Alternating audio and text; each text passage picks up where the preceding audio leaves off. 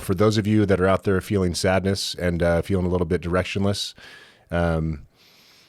if you set your mind to a hard task, that is a process that takes time, that also entails learning new things, exposing yourself to fear, and proving to yourself that you can do something amazing. That has a tendency to have a profoundly positive effect on every aspect of your life, not just your health and fitness.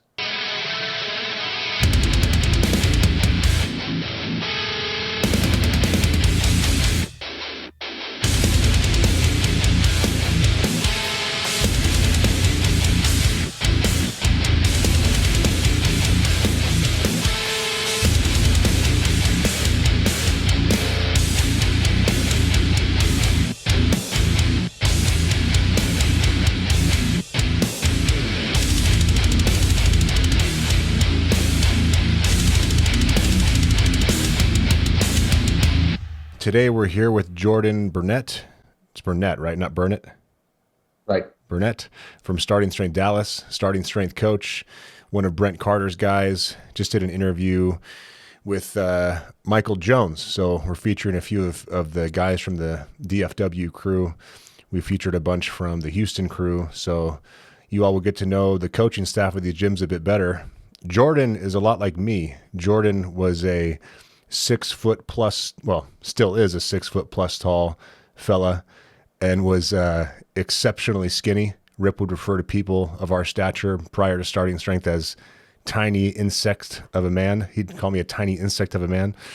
Yep. So 120 pounds, 6 foot. Was it 120 pounds at 6'1"? 140 It was pounds. around 135. 135. Okay. Which is just, yeah, I was 168 and I was skin and bones. Like my wrist and my upper arm were almost the same diameter. So you were in worse shape than me, but I think you could see my lungs. but you've come a long way, man. You've come a long way. I just reread that article you posted. What was that name? What was the name of the article where you talked about your, your childhood and growing up and lifting? We'll link that in the description. I don't remember what I called it. Rip renamed it. Yeah, he has a tendency to do that. I don't remember. I don't remember what he ended up calling it. I'm not mad when he renames my titles. He's got some copywriting skill, so that's fine. I agree. But that was a hell of an article. That was inspiring to read, and I think it's something that young, skinny men that are having trouble with self-confidence and just kind of finding their path in life and might have been victims of bullying and all kinds of other bullshit that we deal with as young men should read. It's almost like that Henry Rollins article. It's not an article. I guess it's more of like an essay. It's almost a poem called "The Iron." We'll have to link to that as well. That's a hell of a piece. The iron never lies. Yeah, but I've been seeing Jordan around the last couple of years, and I just saw him at this last coaches conference, and every time I see him, he's in better shape, and figured it was about time we get on the podcast together and have a conversation. So, Jordan, welcome, man. Thanks, man. Thanks for having me. I would love to hear your story. I know we'll link to the article in the description, but only a few percentage of the viewers will go and read it. So can you walk me back to Jordan as a young man, where you were at in life, what you looked like, what you felt like, and contrast that to where you are now and how you got here? Yeah. So, I grew up in a pretty gnarly home environment. Both of my parents were alcoholics and addicts. And I'm not going to go into a ton of detail about that. You can probably imagine what that looks like. It wasn't great. Yep. Growing up in an environment like that, I didn't have a lot. I didn't get a lot of attention as a kid. I didn't get a lot of affection. And that kind of morphed into a lot of self-confidence issues as I got older. And, I was always a small kid. And actually I was fairly chubby until I hit my growth spurt around 12 or 13. And that's when I became a big string bean. But I think I just kind of started doing the stuff that I saw, right, which was, drugs and alcohol.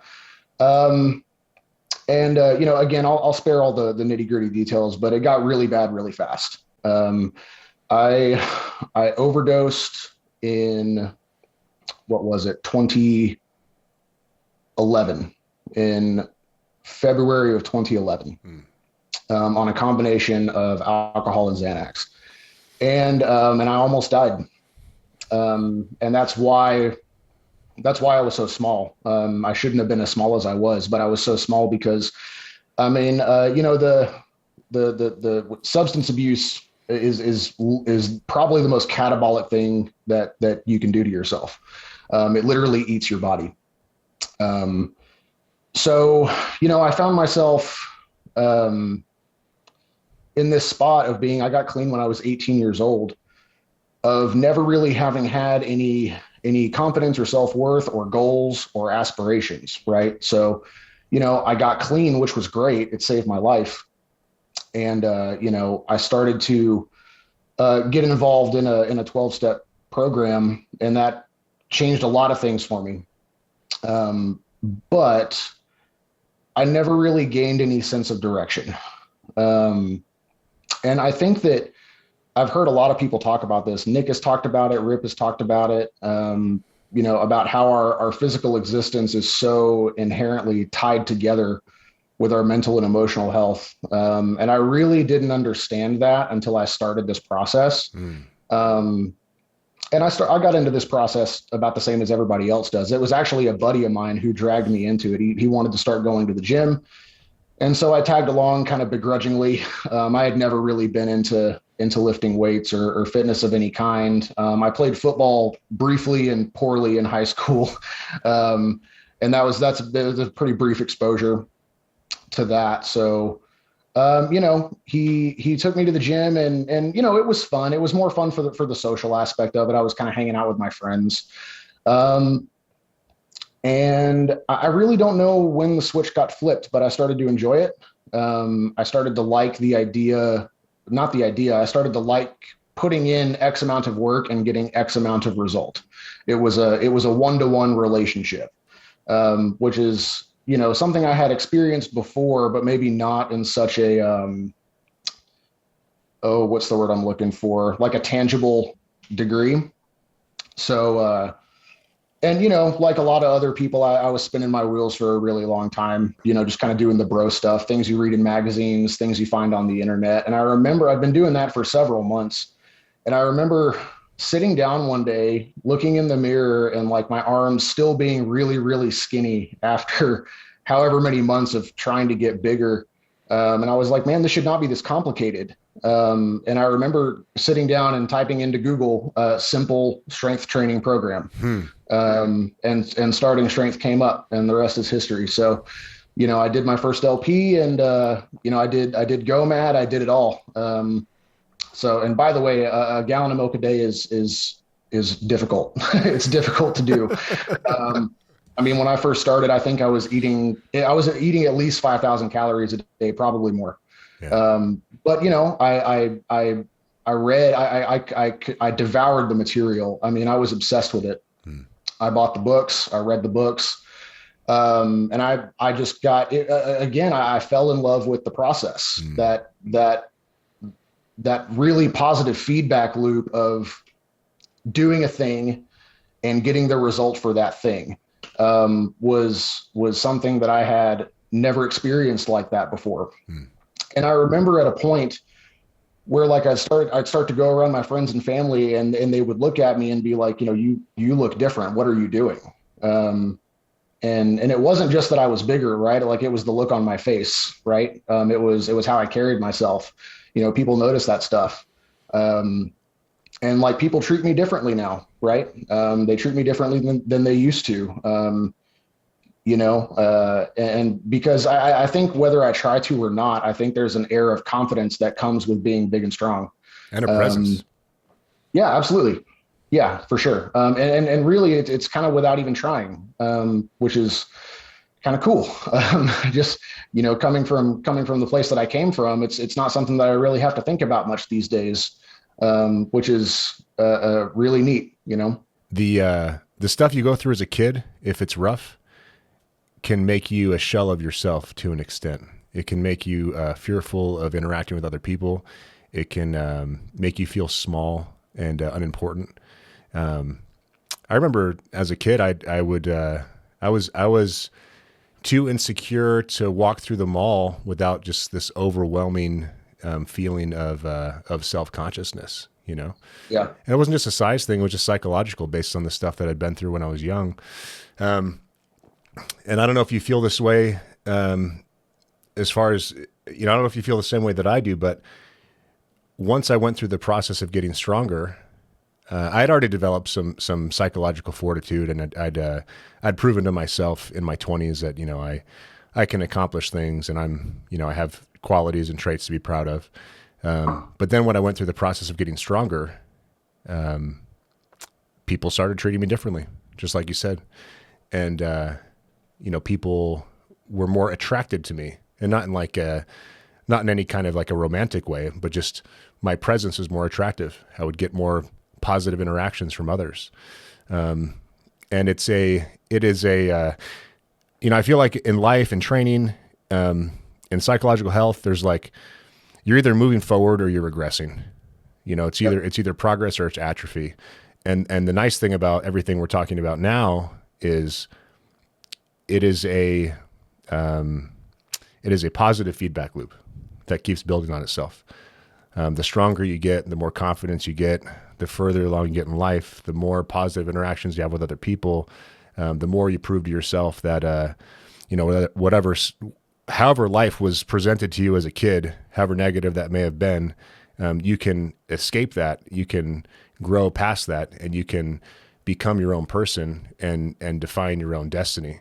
And one of the most important things about that I found in my own journey was constantly exposing myself to fear. Because what is insecurity, right? Insecurity is just, you're afraid something bad's going to happen. You know, you're afraid someone bigger or stronger than you might beat you up or say nasty things. You're afraid that you maybe don't have the traits that you would want to have in a particular situation, whether it's at work, in a social situation. And then over time, you prove to yourself that you do. And then before you know it, you're a different person. And you are physically, literally, and figuratively, right? Because us now versus when we were kids, there probably isn't a single cell in our entire body that's the same. It's all kind of recycled. Right. And I feel like, this is a good message. You know, I know, in 2022, it's not the best time to be a young man. I imagine it's not the best time to be a young woman. I don't have as much direct understanding of that situation. There's a lot of mental health stuff going on in the world. People are dealing with a bunch of loneliness and tech addiction and anxiety. And I wanted to spread your message for that reason, because it's inspiring and it's fucking great. I mean, you're sitting here as a big, strong man, and you've got a great career as a coach, and you've turned it around. So well done, man. And I hope that there are some young men watching that get inspired by that. Oh, thank you. I appreciate it. Me too. So what's your body weight now? I am sitting around 250 ish. I've been heavier. I got up to about 260, 262, somewhere in that ballpark. So I've come down a little bit. So I've gained, well over 100 pounds of body weight. Right. I'm at about 70 or 75 myself, it's hard to fathom. I mean, even that's, impressive. And by the way, like it took every bit of the amount of work that it sounds like it did. Yeah. It wasn't easy. It's always been a struggle for me to gain weight. Unless I want to get fat, that's pretty easy these days. But if I want to gain the weight, well, it's really damn hard. I got to eat a lot of food. And I think that's good. I think it's good that it's hard. For those of you that are out there feeling sadness and feeling a little bit directionless, if you set your mind to a hard task, that is a process that takes time, that also entails learning new things, exposing yourself to fear, and proving to yourself that you can do something amazing, that has a tendency to have a profoundly positive effect on every aspect of your life, not just your health and fitness. And I think that's the main message, because I don't know, my experience was I had experienced hardship, but I don't think I had ever voluntarily done anything harder than I had to get by. Right.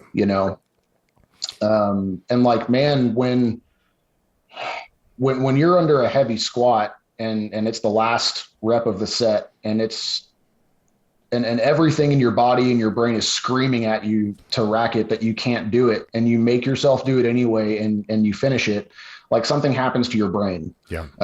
You know, you teach yourself that you are capable of doing more than you thought you could. Yep. And that is extremely profound, right? And I found that transferred over into a lot of other areas in my life. You know, the longer I've been in this process, the more transfer of that I see.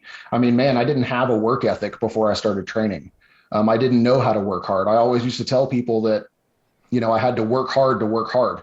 And I still struggle with that a little bit. I think that's kind of, that was ingrained in me for so long that, you know, that's just kind of part of how I'm wired. But it's a hell of a lot easier to override these days, right? And it's like all the addiction stuff, like that stuff didn't really go away with training. You know, it's like that's stuff that I still have to manage and keep up with. And I do stuff outside of the gym to manage that, and stay healthy in that way. But training has become a really key component of, you know, not only recovery, but my mental health. It's extremely meditative. It's the only time of the day where like, I don't have room in my brain to think about anything else. It's forced meditation. You better be in the moment, man. Yeah, it really is.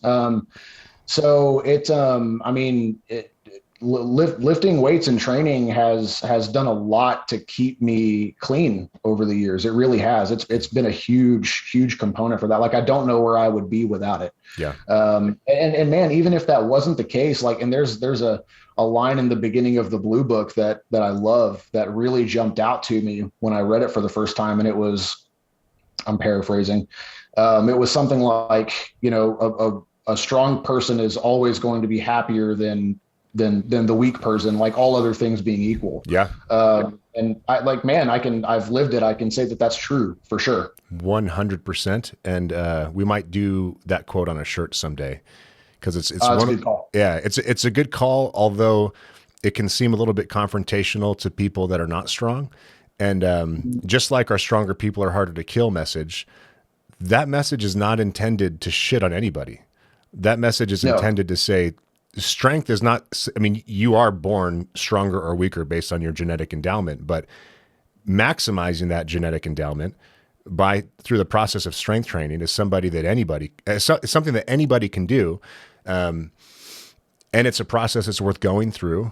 And, you know, the quote is meant to inspire you to action. And if you're already reading the book, you're already committed. You're already thinking about it. Yeah. And it is. By the way, as far as genetics go, I mean, I got the genetic end of the shit end of the genetic stick pretty hard, man. I've got like a 17-inch vertical jump. No shit. So you know, man, it sounds maybe a little condescending, but like, man, if I can do it, like anybody can do it. Yeah. Really. Yeah. What are your PRs, by the way? 17-inch vertical. Tell us, prove the haters wrong, and tell us what you can do with that level of genetic endowment. So my best squat is 500 with a barbell. Since then, I've had some shoulder issues lately, and I've been using the safety squat bar or the Mars bar quite a bit. I squatted 535 on that. Damn. I've done a 600 deadlift, and I've pressed 265. And we don't talk about my bench press because it's terrible compared to the others. Have you surpassed 300? I hit 300 and I was good there. I'm a loyalist to the press. So yeah. I was cool with 300. Yeah. I like the press a whole lot more than the bench anyways. The bench is take it or leave it as far as I'm concerned. More fun. Yeah. So 17-inch standing vertical jump, 600-pound deadlift, 500-pound squat, 265 press. I mean, that's incredible. That's truly incredible. How long did that take you? And tell us about the process. So I'm trying to think of my timeline here. I've been training for around 7 years or so. And when I started, I think my first my first workout, my squat was around 95 pounds. I don't even remember what my press was. It might have been the empty bar. And my deadlift, I think, was like 135, somewhere in there. And that might have been a little too heavy, honestly. Yeah. So I got my squat up to 405 probably within the first 3 years or so of training. The deadlift took me a lot longer. I was having a lot of technique problems with the deadlift. And I didn't get a coach for probably about 3 or 4 years. So, that was all on my own, doing it from the information that I'd read in the book and watched on the videos and all of that. And by the way, come to find out that I was doing a lot of stuff wrong. So get a coach, please, because you're going to save yourself a lot of heartache. Our stories are so similar. 75-pound squat on day one, 135 deadlift, 60-pound overhead press, maybe 65, and was doing so much wrong, And the pain in my elbows is evidence that I was doing it so thoroughly incorrectly. Yeah, mine too. I understand. Let's see. I struggled with the press for a really long time. The Dallas gym has been open for about 3.5 years ish. When I started working there, I was only pressing around 160, give or take. And I've slept since then. I don't remember if it was like a mental block or if it was, it was that I hadn't discovered how to do the layback yet. That's what it was. Once I discovered how to do the layback, and I'm pretty sure it happened by accident, but that's usually how it goes. It just kind of flew up from there, so I got, I'd gotten my squat up to about 450, 455. My press was around 200 and my deadlift was just over 500. It was about 515. I think it was at a competition at a meet at Wichita Falls. I pulled 518.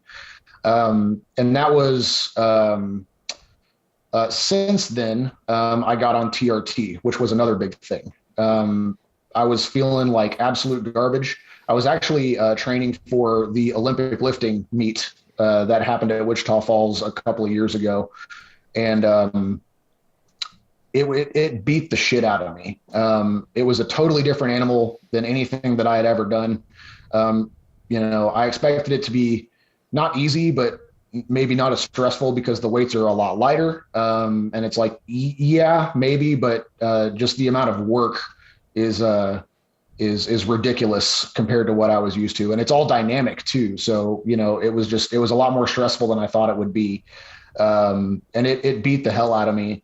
And I remember talking to Brent one day, because no matter how much food I would eat, no matter how much I was trying to sleep, it wasn't helping at all. And I remember talking to Brent one day and he said, you should get your testosterone checked. And at the time I'm like 27. And I had never even thought of that. And I was not offended really, but I was kind of taken aback. I was like, I'm pretty young. I don't think that that's the problem. I don't see how it could be. And it's unusual for guys in their 20s, but not completely, it does happen. Absolutely. Yeah. So he was like, listen, just humor me. We know these guys, the Whitmers, they're great, by the way, little plug there. Go get it checked out. And, just if nothing else, so you can cross it off. Right. And so I did, and, lo and behold, I was sitting in the high twos. I was about 290 or so. I was 289. No shit. Yeah. And Rip has said on his show all the time about, people noticing a difference in 72 hours. Like, man, that is true. That is 100% true. Yeah. I didn't realize that I was depressed. Right. For one. And two, my recovery, got insanely better, really fast. And so I don't think that I would be lifting what I am lifting currently without that. Sure. In fact, I know I wouldn't. No, it definitely helps. There's no doubt.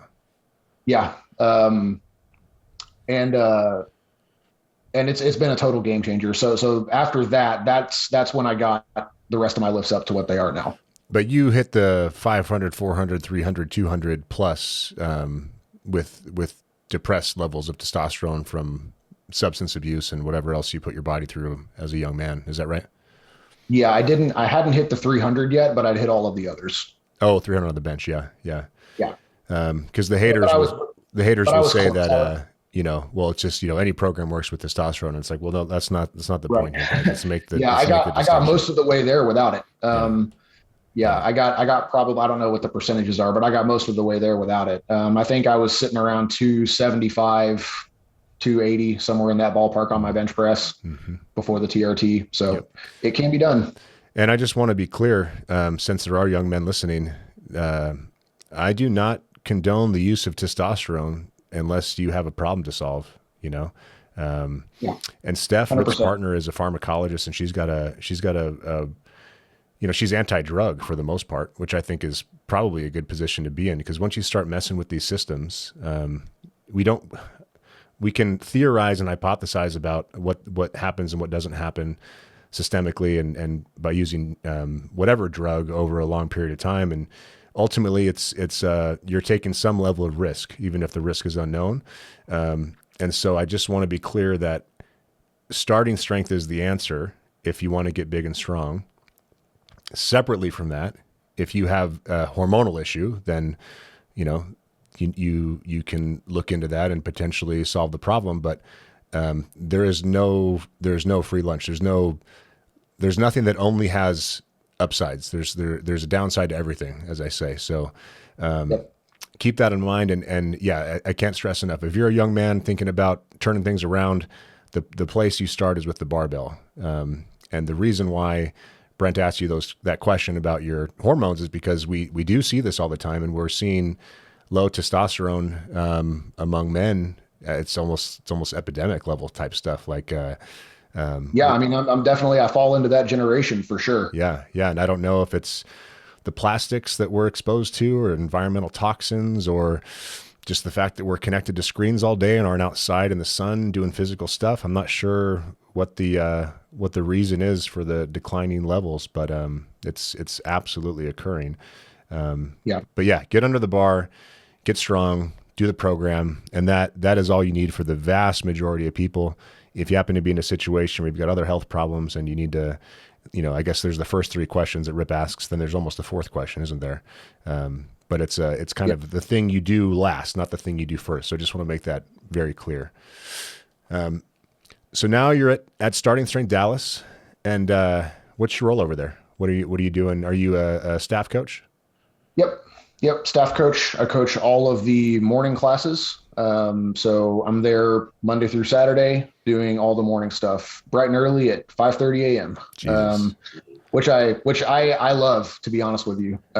Which is not most people's reaction to having to get up that early, but I like it because I get off at around 1:30, 2 o'clock every day. And I've got the whole rest of my day to kind of do whatever I want. It's awesome. Cool. Yeah. Yeah. That's one place we differ. I'm not a morning person by any stretch. I had to work my way there. Yeah. I'm definitely a night owl by nature. It took a lot of adjustment. Right. I usually catch a second wind. I definitely don't sleep enough. I usually catch a second wind around 8 o'clock at night, or just whenever it gets dark. Mm-hmm. And then I stay up later than I should, but yep. So tell me about the team over there. Tell me about your staff. Tell me about the members. I want to hear about the culture, the vibe, anything you want to share about the gym. Please share. Yeah. The culture is incredible. I sincerely, I don't even know if I can put it into words how great the culture is there. Going to work doesn't feel like going to work. It feels like going to hang out with my friends who I get to yell at sometimes because their technique is bad. And it's my dream job. Like, I can say that confidently. It's the best job in the world. Hell yeah. Man. And it's just, I've been with a lot of these people now, coaching them for over 3 years. It's like you see these people 3 times a week for years on end, and it's like they become your friends, they become your family, right? Mm-hmm. And we have a lot of that going on in the gym. I think it's I think that's kind of Brent's mission, is to kind of replicate the culture that we've managed to create at the Dallas gym on all of his others, Plano, San Antonio, and soon to be Fort Worth.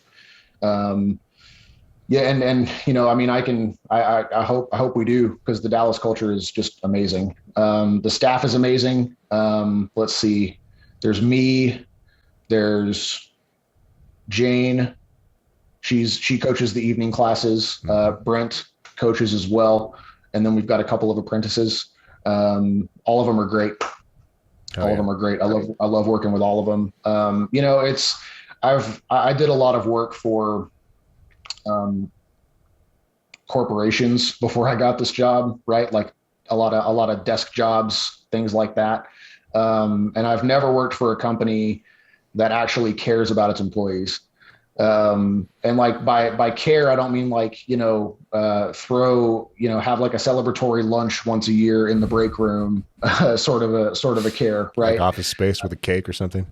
Yeah, exactly. Yeah. It's no, like Brent invests in us, not only as employees, but as people. And it's like, man, like we're treated like we're people, and we're expected to do the job, and we're expected to perform, and we're expected to do it well. But I've never at any other job felt like I had this much value, which makes going to work awesome. Like It really does. It changes the game. People are paying $455 a month to listen to what you have to say to them based on the knowledge that you've accumulated, in order to help them become better versions of themselves. So that's a pretty cool situation. I mean, I can see why some doctors end up being the way they are, because that can inflate your ego a little bit when you roll into the room and everyone just kind of wants to hear what you have to say, sort of thing. But it seems like the culture at your gym is healthy as far as that's concerned, and that's been planted over to Plano as well. I know that for sure, because a few of your members from Dallas went over to Plano when it opened. And I just got off the podcast interview with Michael Jones, and that guy is, I mean, he's a saint. He's the amount that he cares about his people. It's just it's beautiful to see. Like like you. I mean, you guys are. This is your thing. This is what you do for a living. You love what you do for a living. You love helping people. It's rewarding. It's this. There's nowhere you'd rather be. So that's just great for me to see. So something that is kind of hammered in really hard with 12-step fellowship stuff is contributing to society, right? It's like, we come from a place where not only do we not contribute to society, we actively take from society, right? And I think that, it's like if you have a regular job, and by a regular job I mean like a corporate job, some people can do that and be happy, and that's totally fine, and I applaud you for that. That's just not me. But like, I never felt like I was contributing to society in a real way, right? I was always doing it because I thought that that's what I was supposed to do, right? I got a nice cushy desk job at a young age with no degree, making decent money, and I was like, this is what people do. I'm going to be here until I'm 65. I'm going to die at this desk, that's it. Number one, it definitely doesn't have to be that way. And two, like, I never felt like I was actually accomplishing anything. Like I wasn't leaving any sort of mark on the world.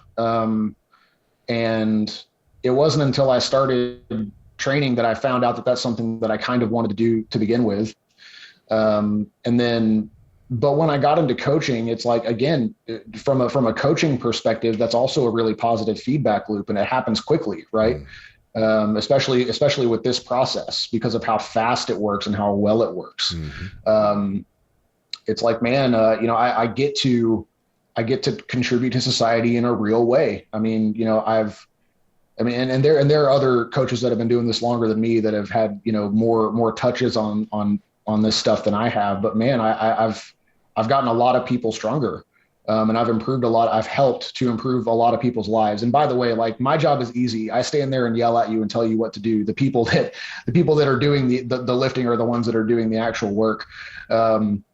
but it feels extremely rewarding to be able to play a part in that on such a large scale, you know, because it wasn't really a thing until the franchise gyms came along. I mean, like it was. I mean, there were gyms with people doing this stuff, but I mean, it's grown larger and larger and larger Right. since the franchise gyms became a thing. So thank you, I guess, for for giving me the best job in the world. Yeah, It's man. been awesome. Yeah. I'll give Brent the credit for that one, but I'm indirectly involved, so you're welcome.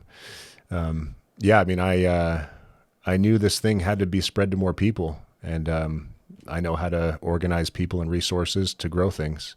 So I figured, what a better use of time, and what a better use of my skill set, because I had a very similar situation where I became disenfranchised with corporate life on multiple occasions. I got the cushy corporate job and was making fantastic money. And then by age 20, I was just like, I got the condo, I got the car, I got the job. What's next? Was this it? You know, and at that same moment in my life, I was going through a rough breakup. Since we're talking about all the sappy emotional stuff, I just wanted to tie this to your point about, I didn't realize a 12-step program suggested that you contribute back to society. I think that's really great. And I found that in my toughest moments in my life, the thing that helped me the most is trying to serve others, trying to find other people that I could help in some way. Yep. So I want to make sure this podcast has some practical advice, because your story is so inspiring, and I just want to give my opinion on, if you're a young guy and you're struggling and you want to contribute to society, and you know you can't be a coach, don't want to be a coach, or you do and it's going to take some time, I've got two suggestions for you, two things you can do immediately. So number one, it's kind of the same, they're in the same vein. There's two organizations you can work with. One is Big Brothers Big Sisters. So when I was 20, I started mentoring this kid that was 12. We're still close friends to this day. He's in his mid-20s. He became an entrepreneur. He lives in Thailand. He's a videographer, just talented, smart kid. And it absolutely could have gone the other way based on his familial situation. So me helping mentor this kid shone a light and was almost a mirror of myself. Because when you're trying to help other people succeed, you have to take a look at your own situation. And then that's another positive feedback loop. That's one organization you can work with. If you're older, you can work for CASA. A CASA is a court-appointed special advocate. I'm very passionate about this organization. So if you look at the major issues we have across our society when it comes to crime, most of it can be traced back to familial problems. Orphans, people that have been through the system, they end up in jail at super high rates. And they don't have mentorship, they don't have guidance. And sometimes these young people are stuck in a system. They're pushed into the bureaucratic machine as 4-year-olds or 6-year-olds, and they've got to stand in front of a judge and have their life decided upon by a stranger. So if you become a guardian ad litem through the CASA program, court-appointed special advocate, your job is to get to know this kid and then help represent them in court so that you can fight on their behalf for whatever happens to be best for them based on your actual understanding of the situation. So I mention these things because, if you're struggling, it might help you. And then also because the more people we have in programs like these, the more kids will take the right path instead of the wrong path, which is good for them, good for you, and good for society at large. So I just wanted to mention that. But let's switch back to the main topic of the podcast. And I wanted to contrast your current job, because it made my day to hear you say that this is your dream job. I mean, that's like, for me to hear that is, I tried to set up the incentive structure in a way that would attract people like you and make people just like you feel this good about the work that you do. So that's awesome for me to hear. Would you mind contrasting the current job with your corporate job? And would you mind telling us what your corporate job was, like what your career was? Sure. So I don't know that I had a stable career long enough to call it a career. I did a lot of different stuff. Most of my jobs have been oriented around sales in some form or fashion. So the first one that I had was I worked at a kiosk in the middle of the mall selling screen protectors. So I was that guy that you pretended that you were on your phone and looked over at your favorite department store, so you wouldn't have to talk to me when I was trying to get your attention to sell you something.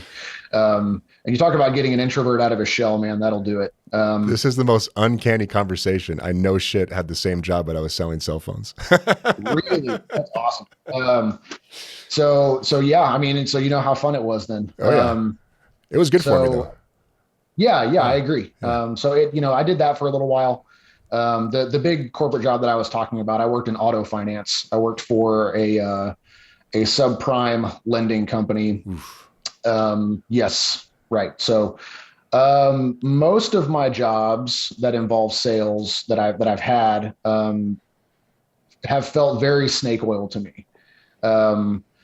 Some kind of trickery or conniving or frankly just lying. It's fucking predatory, manipulative and predatory. Yeah. Yes, it's not something that I really felt good about doing. Yeah. Especially the auto finance job. I mean, man, we were giving people 28% interest rates and sending them on their way like it was no big deal. I mean, it was criminal. I mean, it was awful. So and listen, there's a sales component at Starting Strength Dallas as well. Like there has to be, and I think you've been pretty transparent about that. It's like it's like we're not trying to not make a profit. We want to make a profit. It's the only thing that will enable us to grow. Absolutely. No profit equals we don't get to serve people. Absolutely. Yeah. So, but like the means by which we go about it are pretty diametrically opposite. Like because I do most of the open house stuff at the gym as well. So it's like we've got an open house every Saturday at noon where potential leads kind of get funneled into the gym and they can come in and talk to somebody and learn more about us. And that is basically a sales pitch is really what it boils down to, but it doesn't feel that way. It feels like I get to talk about stuff that I like and that I know a lot about and that I have a skill set with, and then I get to demonstrate the value as best I can. And if they're going to buy it, they do. And if they're not, they're not. It's like, this isn't for everybody. We've said that multiple times. And the ones that it is for see the value and they stick around. Yep. And it's so transparent and honest that it just, I really appreciate that about the process of working at the gym, because again, I've just had so many snake oil sales jobs where you don't feel good about it. You really don't. Even when I was working at a commercial gym, that's how I started coaching. I worked at a big box gym for a couple of years before I started working for Brent. And you're hired on as a personal trainer, and that's really not your job. You're like, yeah, that's part of your job. But your real job is how many training packages have you sold this month? Yep. And all of the team meetings were oriented around sales. All of the one-on-ones were oriented around sales. And there were performance metrics based on sales. Not even necessarily retention. It's how much are you selling currently? Mm. And it was a beating. And it kind of, and I was really surprised because I quit my cushy corporate job to work at a commercial gym because I knew it's what I wanted to do. And I knew that I was young enough where if I was going to fuck this up really bad, I needed to do it now while I was still young enough to recover from it if I was making a huge mistake. So I took a huge pay cut. And I started to try and coach at this gym, and I was really excited, right? Because I knew that it's kind of the thing that I wanted to do. And I get to this place and it wasn't what I thought it was going to be, right? I thought it was going to be what I do now. And it was just very corporate. Yeah. It was very corporate. And not to mention that, trying to coach this material in that environment is not easy. It's really, really difficult. You have all this stuff on the training floor that looks really appealing. You have all these people around you that are doing things that look appealing, right? And I found myself, and actually, this ended up being a pretty good experience for me down the road. But I found myself basically having um, to sell this process and this method to people because I wasn't going to do anything else. That's not what I wanted to do. I wasn't going to pretend to do anything that I didn't know how to do. And not only that, but I just know this works better. So, it ended up being a good experience for me because I learned how to talk effectively about how this method works. And it actually ended up being a good experience in the long run. But at the time, it was rough. You don't start off with any clients. You have to kind of hustle and get on the training floor and accost people and get your own clients. So that was fun. And regardless of whether you want to or not, you end up making concessions, right, with the people that you're training because they have 2 squat racks, one of which is a Smith machine, right? It's like if the squat rack is taken, well, what are you going to do, right? It's like, well, the next best thing. I mean, man, I can't tell you how many times I picked up a loaded barbell and put it on someone's back, right, and had them do their squats. Yeah. It's what I had to do, and I wasn't going to do anything else if I didn't absolutely have to. So it's like stuff like that. Obviously in the starting strength gyms, none of that's a problem. It's like we only have the stuff that you need. So I mean, the contrast is ridiculous. Yeah. My suspicion is that the average commercial gym member that signed up for personal training may not be as excited about doing the hard things that we require them to do when compared to the people that sign up for our gyms. Is that a fair assumption? Absolutely. Most of them expected to do what all of the other trainers were doing with their people, which is the stuff that we all know, the Bosu ball, light dumbbell machine stuff, that's there to make you sweat. Right. And when and here I am telling them, we're going to do barbell squats. And we're going to do them this way, and we're going to add weight, and we're going to get you stronger.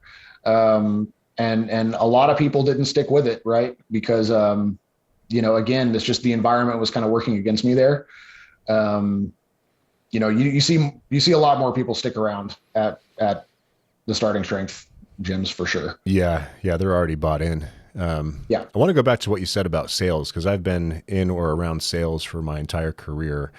And I've been in jobs where my livelihood was on the line if I didn't hit my quota. Yep. For example, at Verizon, if we didn't have an accessory attach rate of 3 per device sold, we could be written up, and then write-ups could lead to termination. So it's not about what's the best fit for the customer. It's about, hey, we have to place a huge subsidy on these phones to get people in the door, so you have to jam accessories down their throat so we can recoup our margin. It's a totally different philosophy.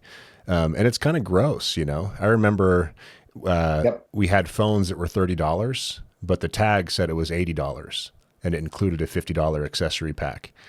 And there were 3 accessories, so you could hit your 3 accessory attach rate. And everybody up the corporate ladder would recommend that you position the phone as, this is an $80 phone, and it comes with 3 accessories.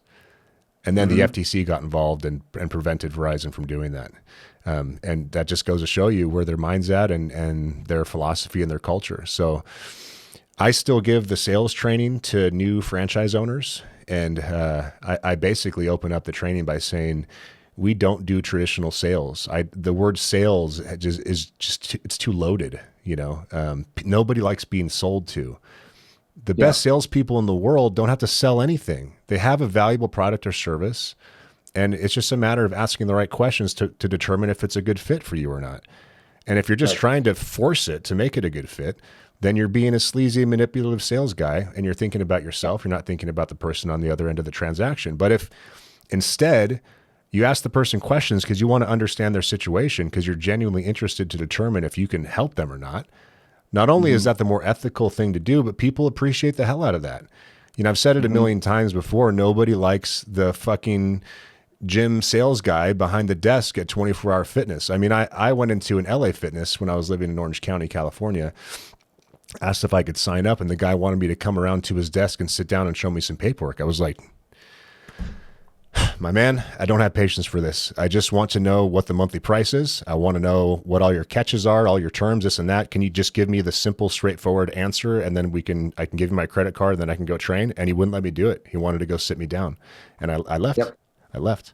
So I'm allergic to that shit, and I won't stand for it. And that's not the culture we're building at these gyms, because you guys are engineers, man. You're not a guy that helps clients throw around pink dumbbells at 24 Hour Fitness. You're an engineer of human health and performance. You have a certification that was extremely difficult to obtain. You have a model in your mind that you can apply to any living human being. And when you apply that model successfully, you can change your life for the better. And so some people, that will resonate with some people, and it won't with others. And that is perfectly okay, because the last thing we want are people that aren't bought in. Yep. Our gym owners will call people that are not showing up to training and will say, I don't want to take your money, number one. And number two, there's an empty rack in the gym for the session that you had reserved. So I'd rather give that session to somebody else so they can take advantage of what we have to offer. It's the same to us as far as how much money we make, but we're not in this just to separate people from their hard-earned cash. Yep. That is something that needs to happen so we can keep our doors open and keep expanding. But we're actually here to help people, and people like yourself, Jordan, get fired up by that. It motivates you. I mean, dude, you get to do your dream job, and doing your dream job means that you help people live better lives. What else could you ask for? Man, not much. Not much. Because and I think, having a job that just sucks the soul out of you I never understood why people do it for as long as they do. It's like, you spend most of your time at work. And like, man, the place that I spend the majority of my time, I don't want to hate being there. I'd rather enjoy it. So I'm fortunate that I get to do that.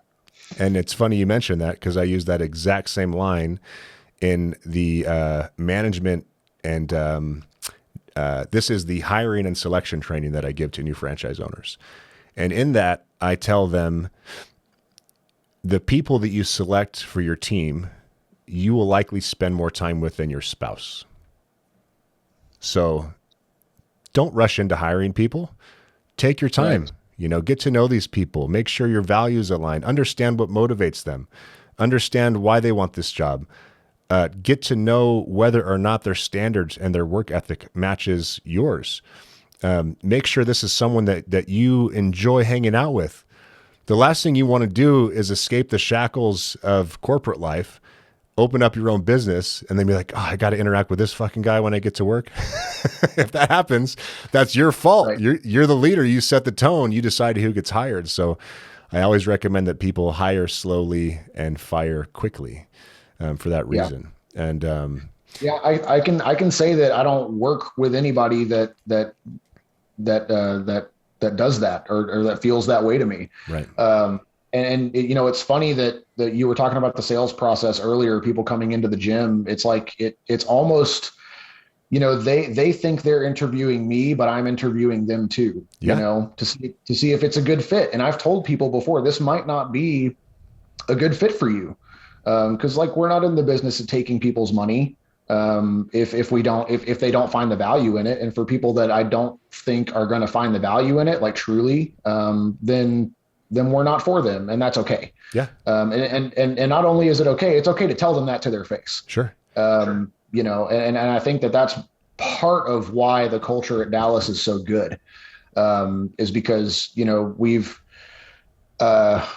it's been like the herd has been culled, and we just got a bunch of really great people. And you got to protect your culture, because like any small group of people, if you let someone into that group that is not aligned in terms of work ethic, values, commitment, all these other things, it can bring down the quality and the vibe of the entire session for that group. And since we care about our people, we have to be protective. And make sure that the person that wants to join the gym is legitimately a good fit for the gym. And we believe they're going to show up. We believe they're going to put in the work outside of the gym, and we believe this is the right solution to whatever problem they've defined. Mm-hmm. Absolutely. Let's end with your favorite member success story, and take as much time as you need to think of one. But Oh, geez. these conversations get me fired up more so than I anticipate. And then the things that the real motivation for me, the thing that keeps me going, even when this job is extremely difficult, which it often is just to hear honest, hardworking, conscientious people discover what we have to offer, work with people like you, and they're just not only blown away by the results, but also blown away that they've met someone that really gives a shit about them, and that this person has a skill set that's specific, that is helpful, and that basically answers the questions that they have about how do I take this biological system that I'm trapped in and optimize it to make the most out of my life. Yeah. Gosh, that's hard, man, to narrow it down to one. The one that jumps to my mind right away is I actually did a YouTube interview with this kid. This was probably about a year and a half ago ish. His name was Max. Man, and it's just because he reminded me so much of myself. He came in and he was, 160 pounds, super skinny, and you could just see on his face he wasn't confident, right? Like he didn't really look you in the eye when you spoke to him. Like, his handshake was kind of soft and timid, that sort of thing. And you kind of walked with his shoulders like this, slumped all over. And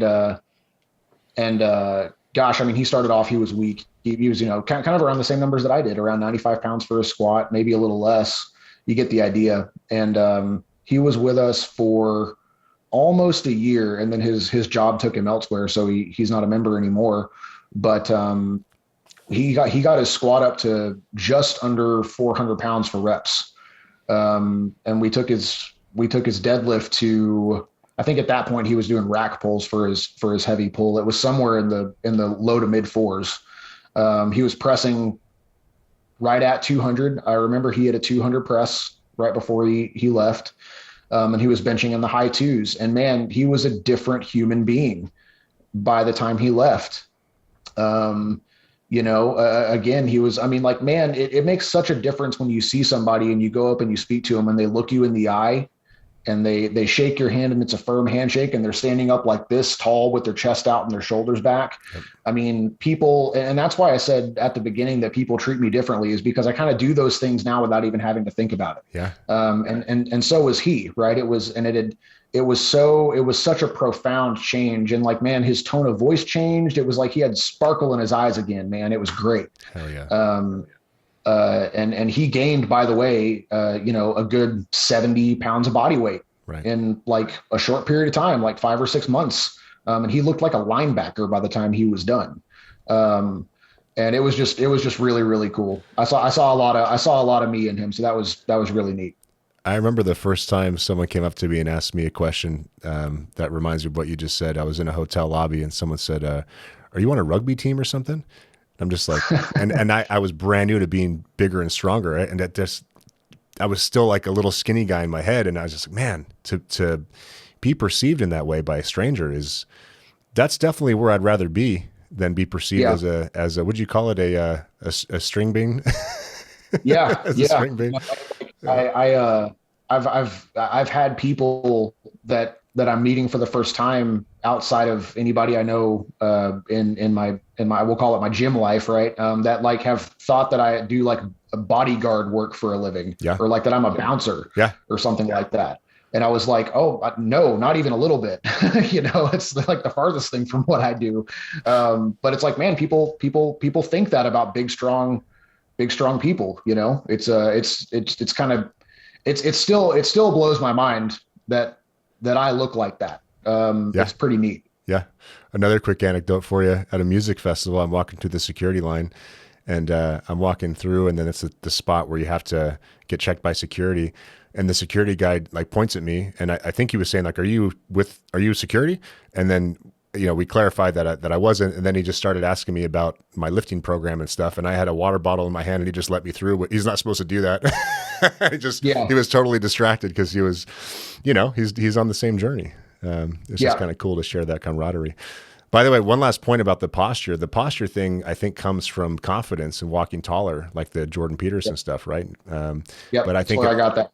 It also comes from the fact that when you're skin and bones, your skeleton just kind of hangs in gravity, especially when you're doing this all day on your phone. Right. And then it's interesting. I've seen some criticism about the starting strength program not providing enough upper back work. And it's like, well, clearly you have not done the program, because when you low bar squat and you pinch your shoulder blades together like that, and you've got to hold them for the whole set, same thing on the bench and on the deadlift. The amount of muscle mass you build in your posterior chain, including at the top of your back there, just pulls your shoulders back and kind of broadens your chest and improves your posture. I mean, I see computer programmers come in with the computer programmer hunch, and a couple months into the program, they're walking up like normal people and walking tall and proud, and it's just great to see the transformation physically and psychologically. Yeah, absolutely. Yeah. Jordan, man, I enjoyed this conversation. I love your story. I'm glad you got to tell it. Thank you so much for your time. Thanks for having me. All right. Talk soon. Thanks.